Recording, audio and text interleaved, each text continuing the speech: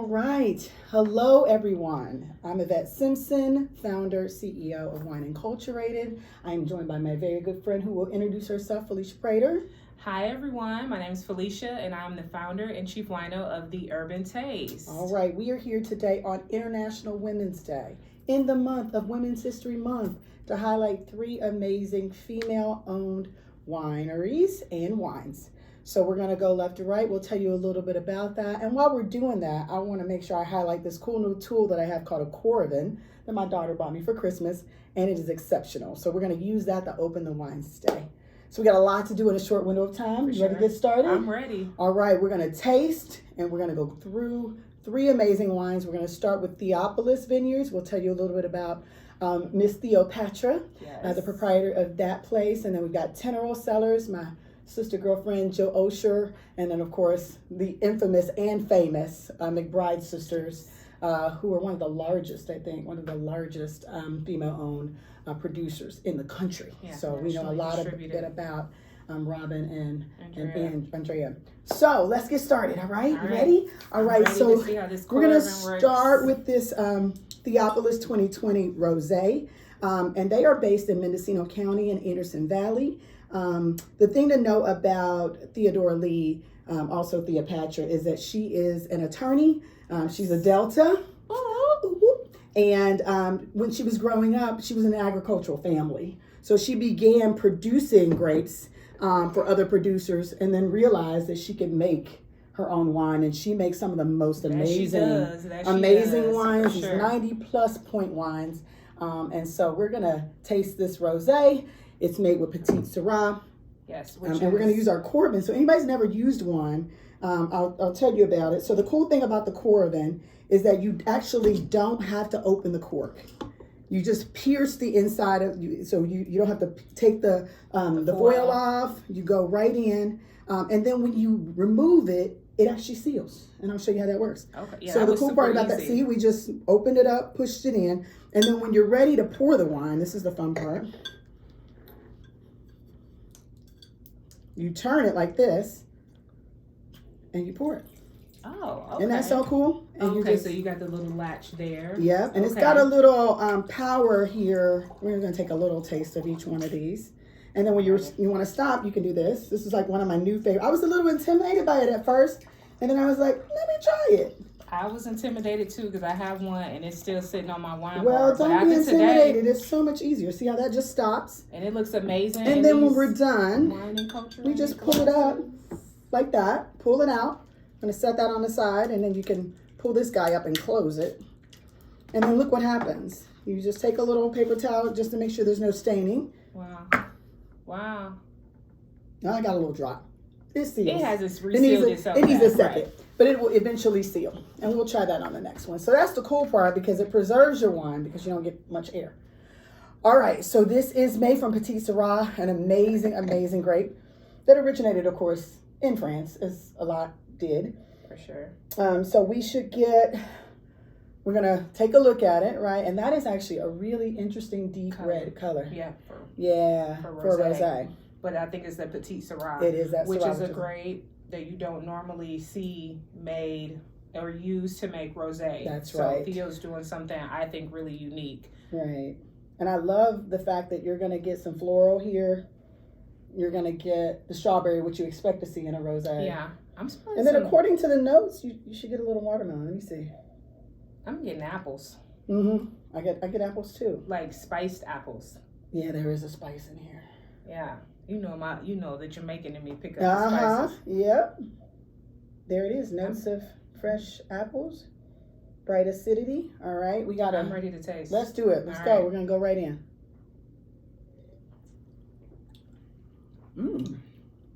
That's interesting. It's a 2020. It's about 3 years old. I like it. You like it? It's good. It's actually got some good flavor on the palate. On the back end, yeah. Well, that's the good part about using a Syrah, right? Because it's got some weight on it. This is not a traditional rosé. It is not at all. Very different. Great like depth and complexity. Yeah, and it's weighty. So you can actually, we think about rosé, summer water. You could probably, this is a fall. I was just going to say, I would cheese. drink this in the fall for sure. Oh man, some good chunky cheese with this. Oh my gosh. So good. Nice. We're going to have to finish this. I just realized we got to get a bucket. Yeah. We might have to finish it. This would be good to make like mulled wine with too. Although I don't know, I try to use the $5 stuff. I mean, that's true too. But you know, if you want to be a little luxurious, treat yourself. It's really unique. The floral for me really shows up on that tongue. The flowers. But again, my palate. We talked about this on your show. My palate is really, really sensitive to florals. Yeah, you pick up a lot of that. I pick up more spices. Yeah. Maybe hanging out with each other. I'm already done. Well, clearly, I thought that was great. It's the fun part about drinking wine. So good. So one of the things I love about Theopolis, again, is her story.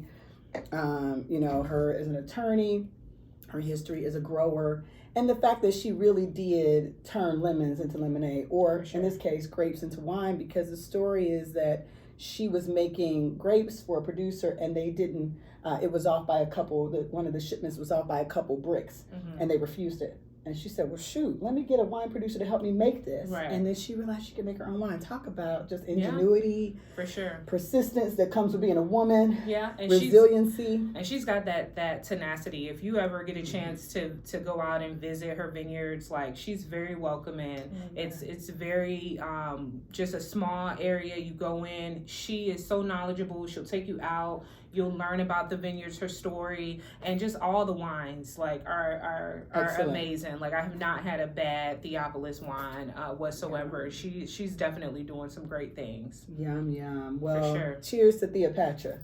Cheers to Theo. Theo, we appreciate you, sister, and happy International Women's Day and happy Women's History Month.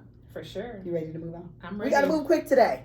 All right. So I'm excited for this one. I'm excited too. So let's sit down. Jill Osher is a great friend of mine. And she is not only an amazing winemaker, but she is a champion for women. She started Teneral Cellars specifically to support women, and it's about women's empowerment. I actually do tastings for her already. And so she believes if you open a bottle, open a conversation. So on the back of every one of her bottles, she actually has a question that is a conversation. 10% of everything that she makes from this goes to supporting women's issues. And so a lot of hers have, this one is not one of them, they have themes where she did one for RBG. She did one for what's her name? The tennis star, Bobby. Female. Bobby Jean. Yeah, Billie Jean King. Billie Jean. Yeah, Billie Jean King. See? Billie Jean King. This is live, y'all, and real. So she has these amazing themes. So on the back of this 2020 Pinot Noir, which is from the Russian River Valley, the question is, how has inequality and equity impacted your career? So she is really causing us to have a very important conversation about women and what we need to do to make sure we're empowering and strengthening women. So this is the Pinot Noir. I know you like Pinots. You're about to get real excited. I do. Let's get this Coravin going again, girl. It's so easy. It ain't enough wine on the table to answer that question, but this is a good start. Yeah? For sure. Yeah, it gets deep, but it's really good. She had one bottle where the question was, what have you done to empower women? What have you done to elevate women? And I think that's a good question, right? Particularly for the men that drink her wine. Okay. And I know I'm working this angle wrong. There we go. Now we got a good pour. So this is I'm in love with this thing. I can't believe you got to use yours. I can't believe I was afraid to use it. I'm going to do it. I'm going to, go. Now that I'm seeing it and I see how simple it is, I'm definitely going to go home tonight and check it out. Well, and people think that it's for very expensive wines that you need to preserve. But like any wine, this thing is going to preserve. And that's the best part. It's going to hold your wine much longer because you're not aerating it. You don't even have to break the seal, the foil. So let's talk about this wine. Let's get at it. Again, a Pinot Noir, we know what we should expect. Oh my. I have not had any of her wines at all. And Yvette is like an ambassador and she talks about it just freely. So I'm excited. I was a member of her wine club from the beginning once we first became friends. And then I began actually doing tastings for her. And I do one for a group called Women, Wine, and Wisdom that is a virtual tasting. And I've just met so many amazing women. Right. And wine is about conversation. And it is about bringing us together. Oh my God, you smell that? I am. I look. Oh my gosh, and that color, I mean, that is a deep color. That's what I was looking at. I was like, it's deep for a Pinot. And oh my God, it smells so Look good. at the legs. I can smell that oak right there. I can just smell it. Right I'm getting some really good like black cherry. Yeah, definitely. It's not like a regular cherry. That black cherry is like it's real, strong, and it's deeper, and it's got that complexity. It does. Let's get in it. All right, I'm ready. Oh, it's so velvety.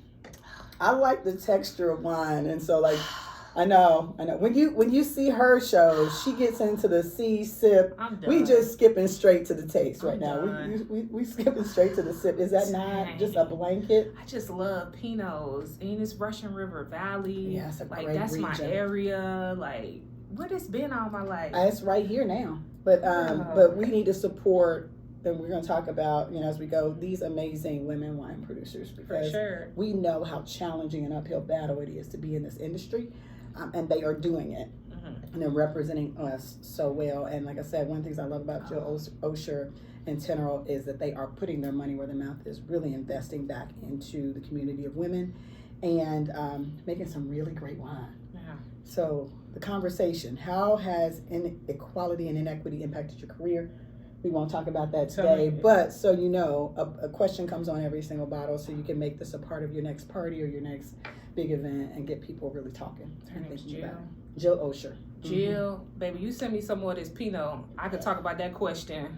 Listen, all month long. Okay? She's got some amazing wines, and this is one of them. And I'm not a big Pinot girl. I love this Pinot. So again, it's another 2020. Vintage. Okay. The next one will be a little bit more aged, a little older, going to 2018 next. But amazing female wine producer doing great things. And I think her entire team is female too. That's awesome. Pretty sure. Yeah. Yeah, you slowed it down. No, I could have finished it. I did gotta take that to the head, didn't I? I'm trying to savor it. Well, we got more. I know. Look. The Coravin, we can go at that all day. We can just, Oh. Actually, I don't want to move it out of the way. I want people to be able to see it. But okay. These are some good choices. I know, right? Okay. I did feel like I needed at least one white, but the rose is standing in today. Because then if we had 4, we really wouldn't be able to get this done. So next, a very familiar brand. I am in love with the McBride Sisters. I've been a member of their wine club for a long, long time. Had the chance to meet Andrea when she was in Cincinnati for the Cincy Black Wine Fest. Yeah. And I've just been, she's like a shero. Like, I was like speechless. Right. What they're doing is amazing. Again, they also have several brands that go back to the community. I just got their cans.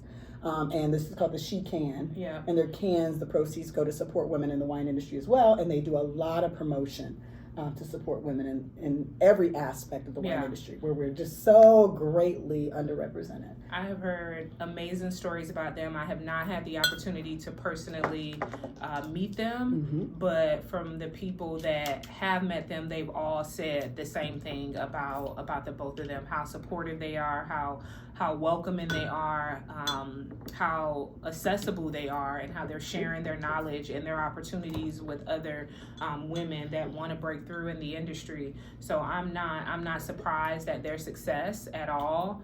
And they've done some amazing things since they've hit the scene. The growth that they've experienced has been truly awe-inspiring. So I'm definitely looking forward to see more of their impact, on the industry over the next couple of years. Yeah. I mean, just amazing. I mean, just more than willing to and accommodating to help and give advice. And like I said, when you meet your shero, it's like, how you feel about that? You know what I mean? Right. Like, so accessible, so kind, so wonderful. I might even give you a little bit more there. There you go. That's probably why I ain't been finished them before you, because you probably pour a little more in Well, that's what sisters do. Gotta take care of your guest. I love this. I mean, I love this thing. I can't believe it. I can't believe I let it sit for a couple months. I can't believe I did that. So, Coravin, you got a good product. All right, and we are using these beautiful wine Inculturated glasses, which will be available when we get ready for our lunch. Coming soon. All right. So this is the McBride Sisters Red Blend. It's one of my favorite wines that they make. Okay. So this is a Central Coast 2018 wine. Ooh, what grapes are in this? I should know that. We'll put that in the show notes. But it is 2018, as you know. This one comes from the Central Coast, which is an amazing wine region. One thing we know about the McBride sisters is that one sister hailed from New Zealand, the other from California. So you get the beauty of both of those. Best of both worlds. What we should get from this. Definitely some berry jammy notes. Yep. Raspberry, maybe. Blackberry. It's a dark one too. It's a really beautiful color. Yeah. We'll put the winemaker's notes. I'll put that in my post so that you have it. Red cherry. Yeah. Blackberry, cocoa, caramel. But the blend, the different grapes that they're blending there. So we'll make sure we include that there. You know, I'm down. She smells so good. Well, I mean, the beauty of blends, which I know we're not doing our normal educational segment. I know. The beauty of blends is that you get balance.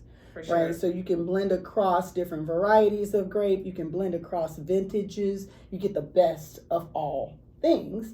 And that's what I love about a blend, because particularly for folks who are new to wine, it tends to be more accessible because it actually should have a consistent taste and it should have a balanced taste. For sure. So let's see what we got here. We might be able to guess what the grape is. I don't know.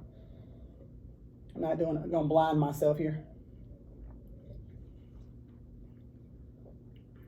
Oh, she deep. She's definitely deep. I think there's Merlot in here for sure. Which is a good blending grape. I'm getting that depth. Maybe some Zen.